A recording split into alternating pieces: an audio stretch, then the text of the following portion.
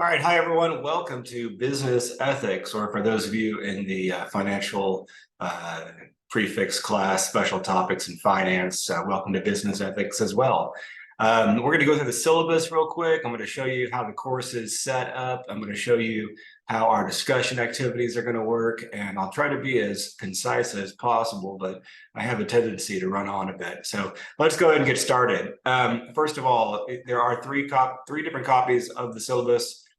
Based on the CRN that you registered for. I've merged all of the classes into one on Blackboard so that we have more students participating in the discussion activities, a more rich environment for you to interact with your fellow students. This is my office number in either Tahlequah or Broken Arrow. However, I am teaching all online this semester, so I'm not there as often as I normally would be. If you need to set up an appointment, I can still meet you at Broken Arrow campus. But otherwise, I'm taking office hours virtually over Zoom for most of the time. The time when I'm readily available are 9 a.m. to 2 p.m. I do have time outside of that. However, it's a little more limited.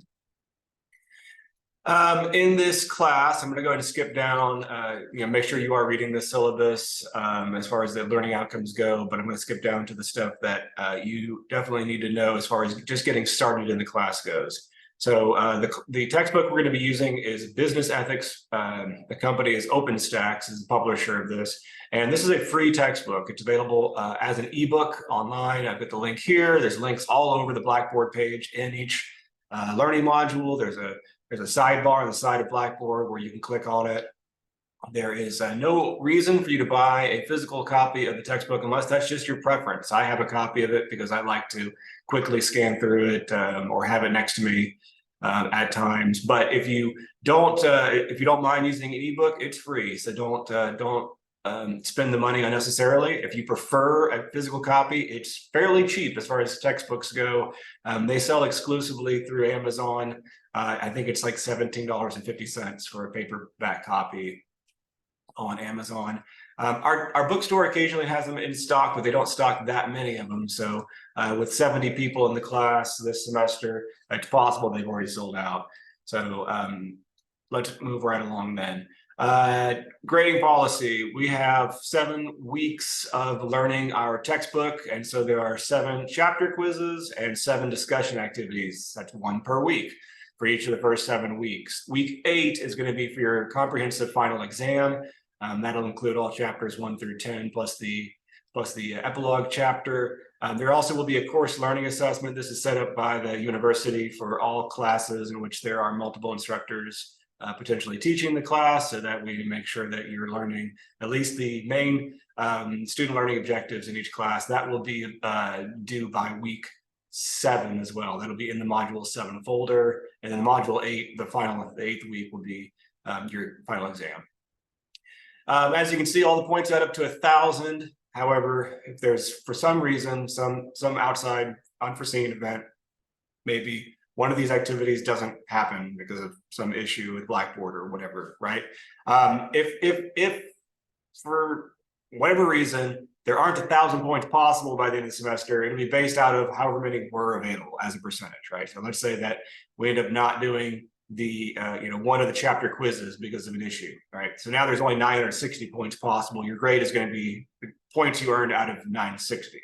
However, assuming that all the assignments are available, and they have been every semester, so I see no reason why that would change, your grade's out of 1,000. So if you get to 900 total points, you're at 900 out of 1,000. You get a 90% or above, you've earned an A. 800 to 899 points is a B. 700 to 799 points is a C.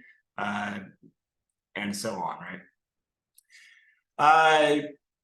Students' responsibility to check Blackboard frequently. All of the updates will be on Blackboard when I put an announcement out. You typically should get that in your email, unless I put the announcement out very late at night, then I think the email doesn't come through until the morning.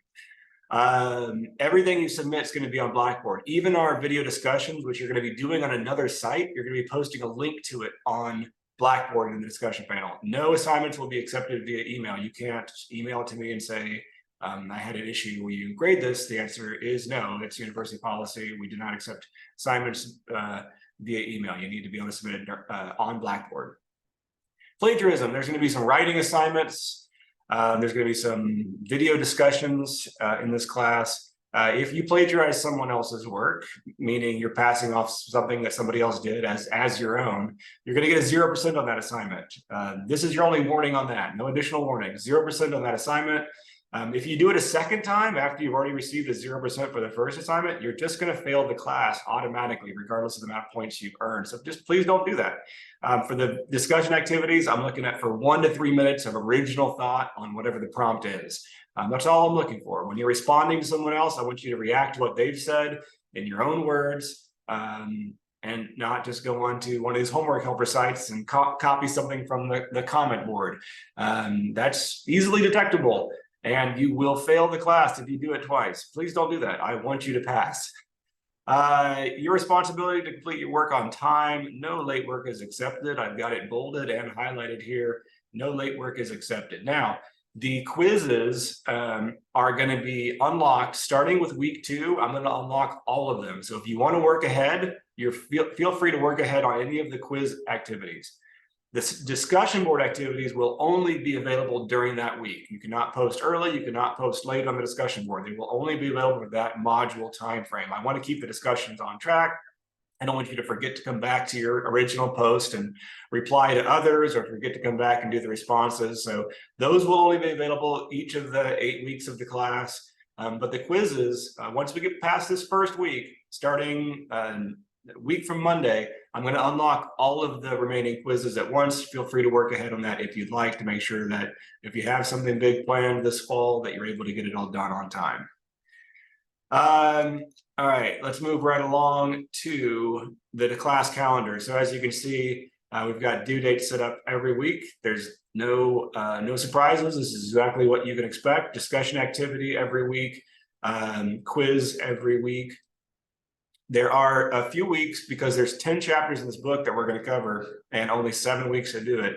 You can see after the first 2 weeks, basically what we do is we alternate 1 chapter, 2 chapters, 1 chapter, 2 chapters, 1 chapter, you guessed it, 3 chapters.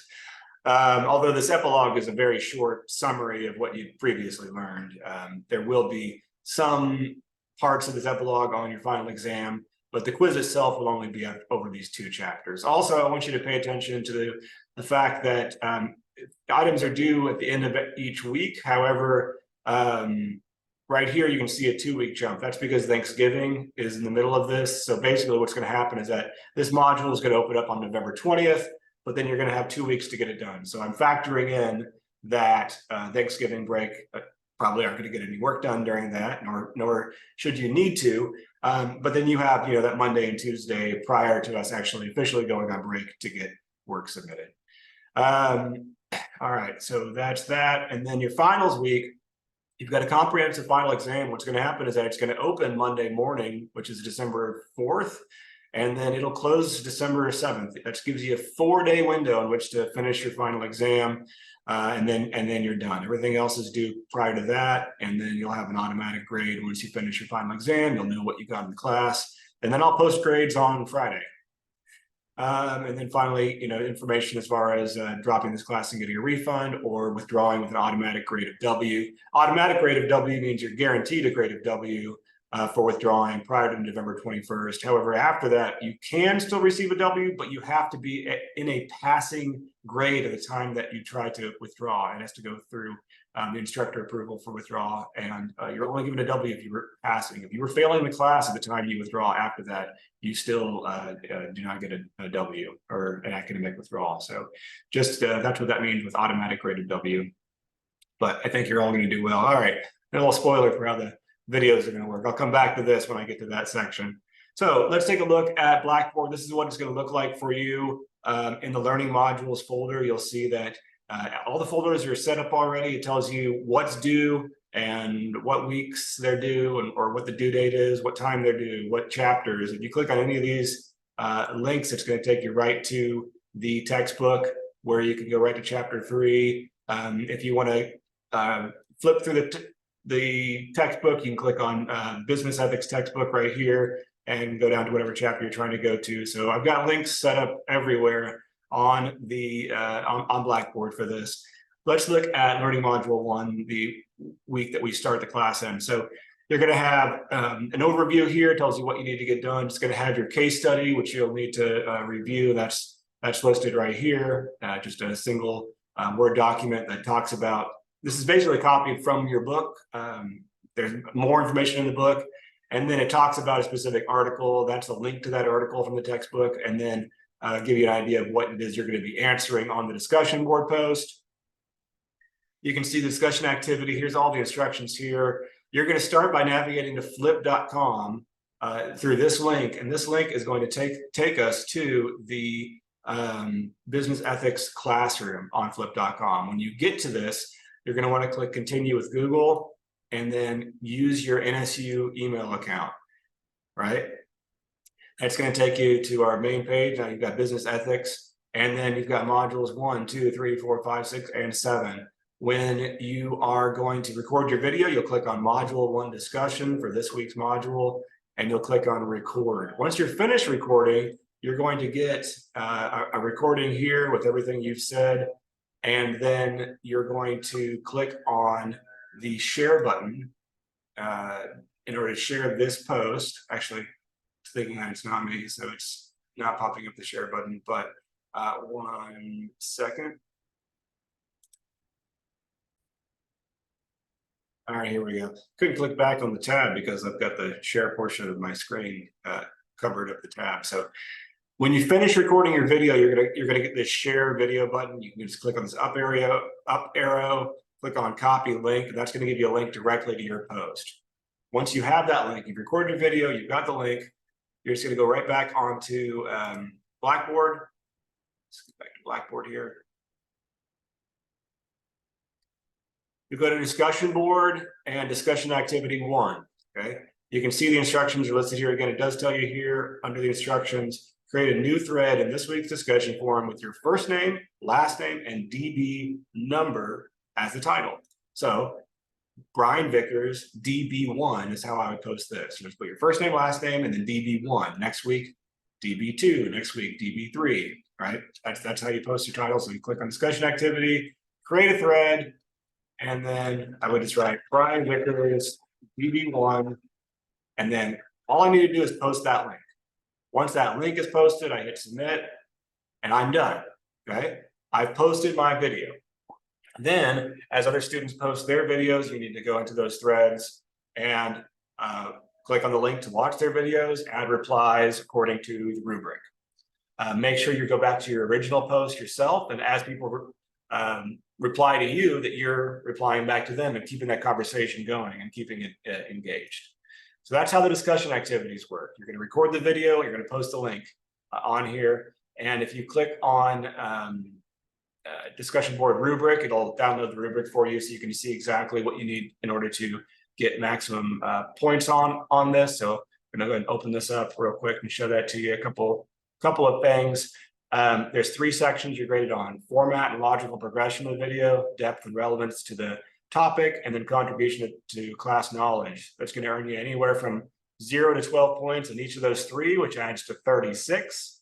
And then 2 responses to somebody else, 12 apiece. Altogether, it's worth up to 60 points that you can earn for your original post and your replies. You can see here, your speaking voice is clear and understandable. If you've got an overhead fan, please turn it off while you're recording the video. It chops up your audio. If you have a window, make sure that the light isn't shining directly into the camera where it makes you covered in shadows and we can't see you at all. Make sure that the ideas are relevant to the topic, at least one relevant reference cited. So something from the textbook that supports what it is that you're saying needs to be quoted here as it says in the textbook. This, and this, right? You're quoting something from the textbook, or as I found on this article from this website, this, and this. Make sure you're giving the right, citation. Obviously, it's a video recording. It's not going to need to be, APA formatting or MLA formatting for this, but give credit to where it is you're getting the information from. If you're just reading a comment from somewhere that somebody posted on some homework helper like Course Hero or Chegg, one, it's not going to feel very natural, and red flags are going to go up as I'm watching these videos. But 2, it's just not, it's not in the spirit of this class. This is the ethics class. You should be engaging it and trying to discover more about how ethics are useful in the business world, right? All right. Finally, there's going to be a quiz available. So the quiz will be open by the time you're watching this. And then with all the other remaining learning modules, you can see I've got the second quiz set to open on October 16th. Well, that's going to be true of all the other quizzes. So module 3, 4, 5, 6, and 7 quizzes are all going to open up on October 16th. I want you to get through week 1, and then I'm going to open it all up for you to do the whole thing, right? If you want to work ahead, right? Because we've got a fall break, we've got Thanksgiving break, maybe you've got plans, maybe you got going out of town, you want to work a week ahead, great. But again, those discussion activities will only be open from Monday through Sunday of that module period. Okay, well, I think we've about covered it. I've shown you the discussion board, I've shown you the learning modules, how to get to the textbook and the syllabus. So if you have questions, please reach out to me. Email is the best way to get a hold of me. And I look forward to watching you guys' videos and seeing how you do in the class and respond to each other, interact. Thanks, everybody. Look forward to a great semester.